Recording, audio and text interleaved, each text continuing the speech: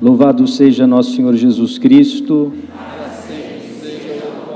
Uma boa tarde a todos.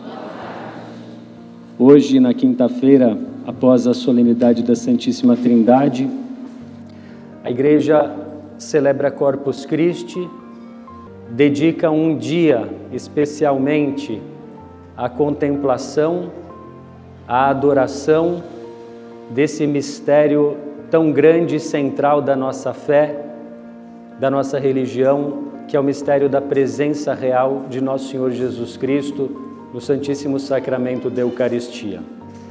Eu gostaria de brevemente refletir sobre a Eucaristia em duas das suas dimensões, que nós podemos chamar principais. Em primeiro lugar, a Eucaristia, o Santíssimo Sacramento. A Eucaristia enquanto sacrifício e, em segundo lugar, a Eucaristia enquanto sacramento. Então, enquanto sacrifício, nós às vezes chamamos a Eucaristia de missa, ou eu diria melhor chamar a Santa Missa. Em que sentido? No sentido de que a Eucaristia é o sacrifício que Cristo ofereceu de si mesmo na cruz. Eu gostaria que cada um de vocês que está aqui presente, suponho que somos todos católicos, você deveria ter muito claro na sua consciência isso, e se alguma pessoa que não é católica lhe perguntasse, ou alguma pessoa católica que não conhece a fé lhe perguntasse, o que é a missa? O que é a Santa Missa?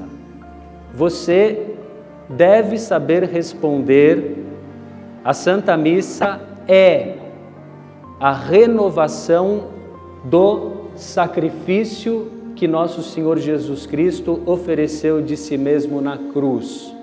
Em que sentido nós dizemos que a missa, que vai ser celebrada logo mais sobre esse altar, é a renovação do sacrifício de Cristo?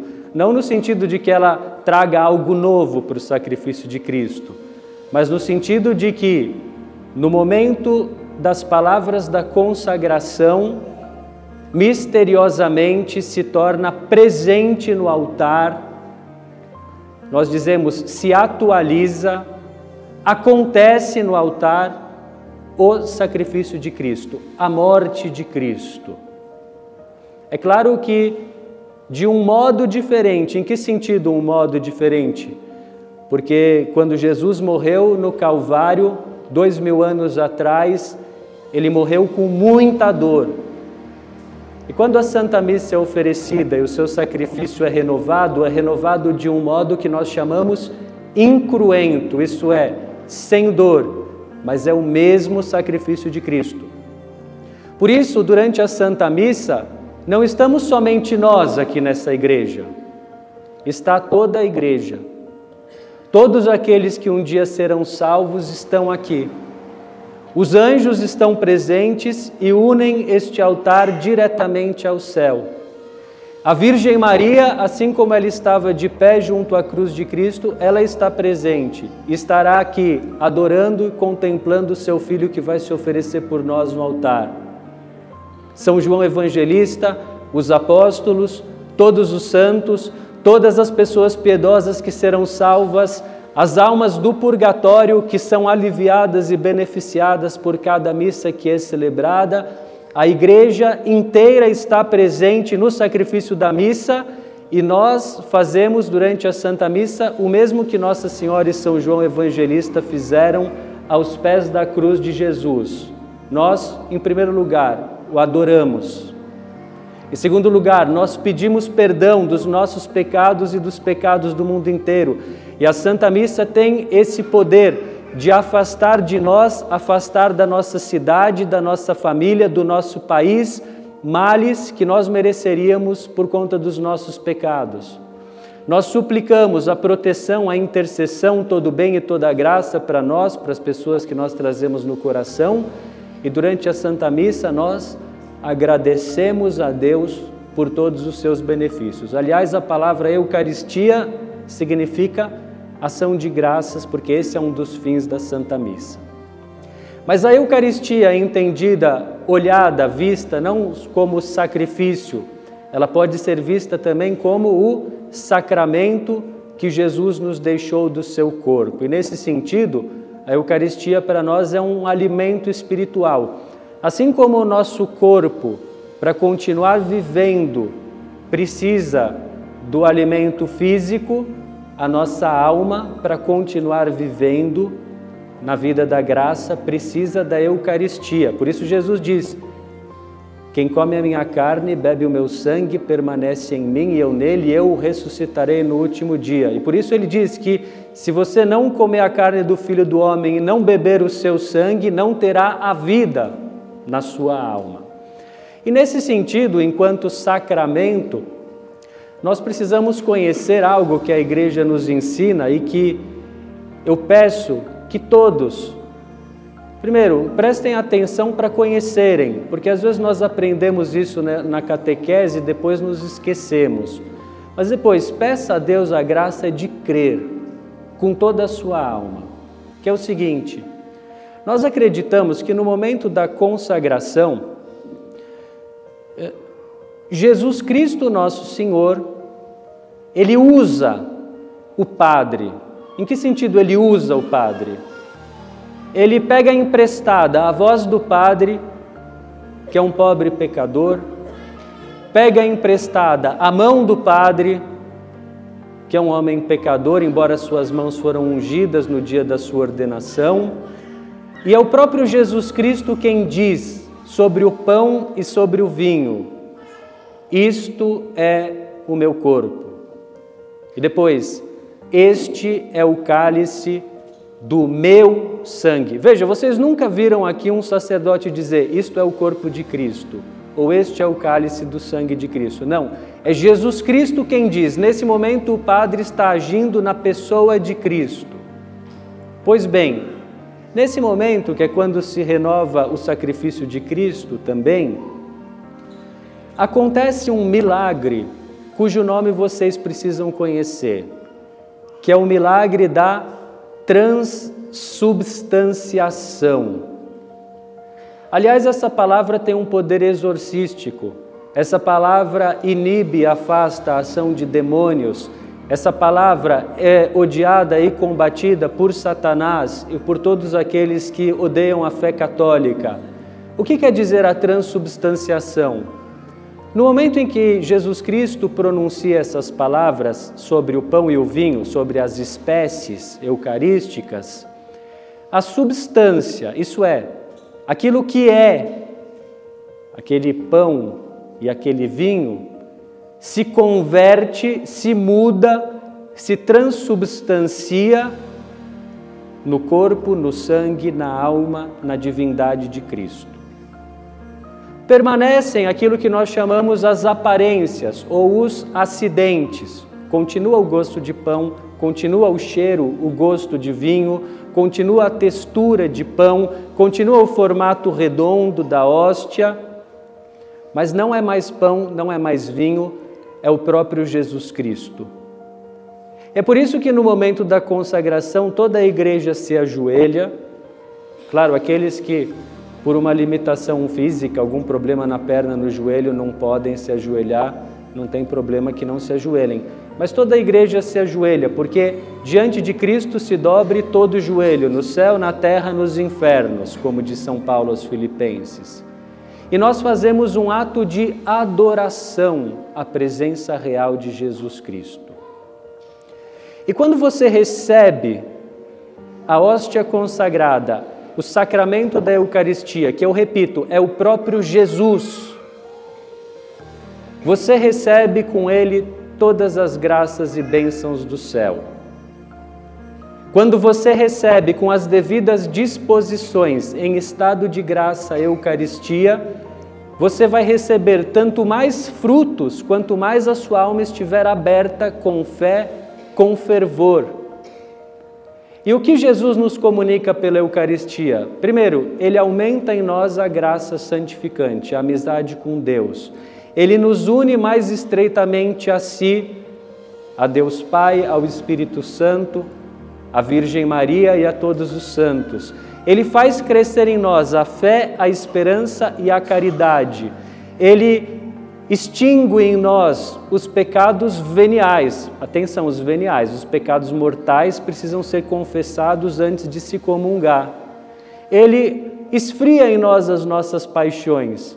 Ele diminui a nossa concupiscência, que é aquela inclinação para o pecado. Ele aumenta em nós as virtudes sobrenaturais, os dons do Espírito Santo e nos preserva de cometer pecados graves. Mas por isso, a Igreja nos adverte com bastante seriedade e gravidade de que nós devemos nos preparar para receber a comunhão. E na primeira carta aos Coríntios, capítulo 11, São Paulo diz com toda a clareza: cada um se examine a si mesmo. Porque todo aquele que come e bebe o corpo e o sangue de Cristo de uma maneira indigna, isso é, ou sem fé, ou de um modo irreverente e sacrílego, ou tendo consciência de um pecado mortal, come e bebe a sua própria condenação. Isso acontece porque todos os bens que Deus nos envia são assim.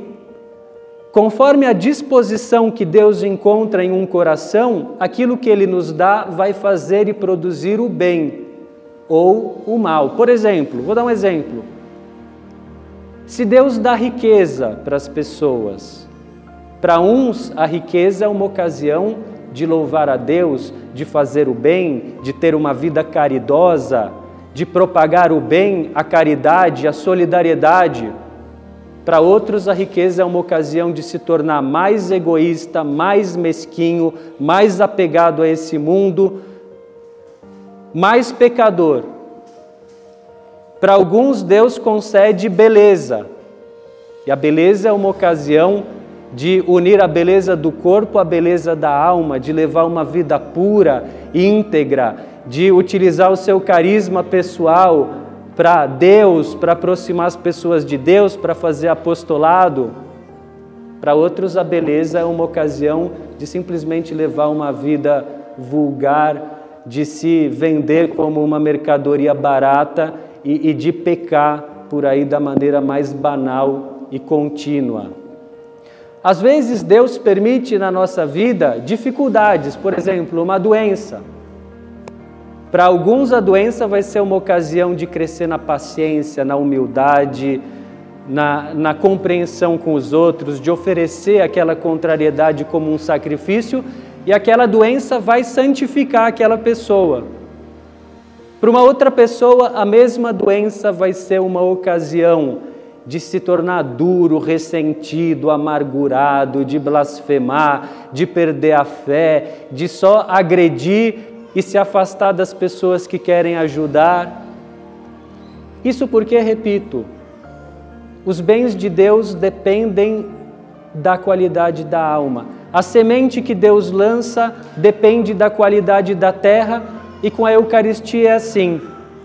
Como nós precisamos receber a Eucaristia? Em primeiro lugar, é preciso ter sido batizado. Segundo lugar, é preciso crer na presença real de Cristo na Eucaristia. E por isso vamos pedir ao Senhor que nós creiamos. Em terceiro lugar, é preciso respeitar o jejum eucarístico, que hoje é tão curto, somente de 1 hora, sem comer e beber nada a não ser água ou remédios, havendo necessidade. E por fim, é preciso ter a alma limpa de pecados mortais. Por isso é aconselhável que todos os cristãos se confessem com uma certa frequência, porque é muito fácil cometer um pecado mortal. É realmente muito fácil.